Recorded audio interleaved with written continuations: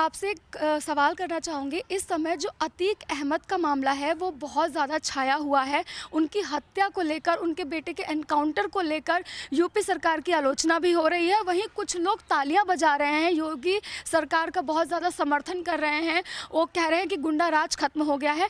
आप किस तरह से इस एनकाउंटर को और इस हत्या को देख रहे हैं सर? देखिए, एक बात बड़ी साफ़ है कि ये जो अतीक अहमद थे या उनका बेटा भी था, मैं पूरी सहानुभूति होने के बावजूद मैं कहूँगा कि सारे अपराध में शामिल थे, बहुत बड़े अपराधी थे और ये जो है प्रजातंत्र के लिए, समाज की सुरक्षा के लिए खतरा थे। तो इस पे कोई शक की गुंजाइश नहीं है। लेकिन मेरा मानना है कि किसी व्यक्ति की जो जान अगर जाती है, तो वो जो है एक ड्यू प्रोसेस ऑफ लॉ के ज़रिए ही जानी चाहिए। कोई भी एक्स्ट्रा जुडिशियल किलिंग भारत की धरती पर हमारे क्रिमिनल जस्टिस सिस्टम के ऊपर एक बहुत बड़ा तमाचा है। तो मैं समझता हूँ कि ये बातें इतनी साफ़, इतनी क्लीन नहीं होती है। सरकार से आप हमेशा अपेक्षा करते हैं कि सरकार जो है लोगों के साथ जो है बहुत ही लॉफुल तरीके से और डिग्निफाइड तरीके से और एक मॉरली सुपीरियर पोजीशन से डील करे। मैं मानता हूँ कि जो इनकाउंटर वगैरह की जो बातें होती हैं, मैं इनकाउंटर पे विश्वास नहीं करता हूँ। मुझे लगता है कि 10 में से 9 इनकाउंटर खास करके ऐसे संगीन अपराधियों के जो होते हैं, उसका मकसद होता है बड़े अपराधियों को बचाना। तो इस वजह से कोई भी एक्स्ट्रा जुडिशियल किलिंग है वो बहुत चिंता की बात है।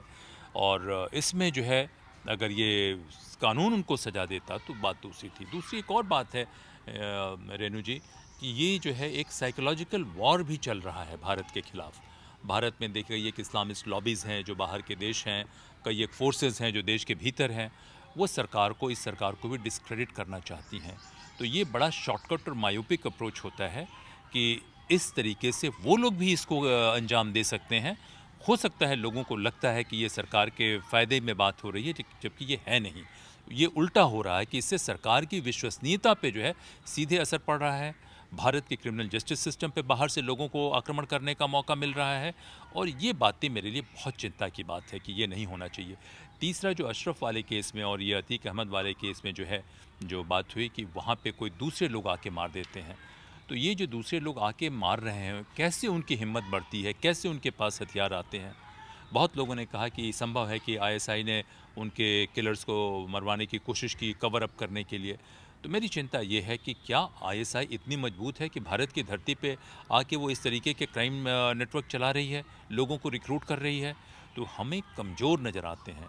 तो देखिए, अतीक अहमद जैसे व्यक्ति का या किसी अपराधी का इतना बड़ा हो जाना भी हमारे क्रिमिनल जस्टिस सिस्टम के मुंह पे तमाचा है और कानून को इस बात से वंचित रखना कि कानून उनको सज़ा दे पाए, तो ये भी हमारे क्रिमिनल जस्टिस सिस्टम के ऊपर एक तमाचा है और ये चीज़ें जो है इससे मैं सहमत नहीं हूँ।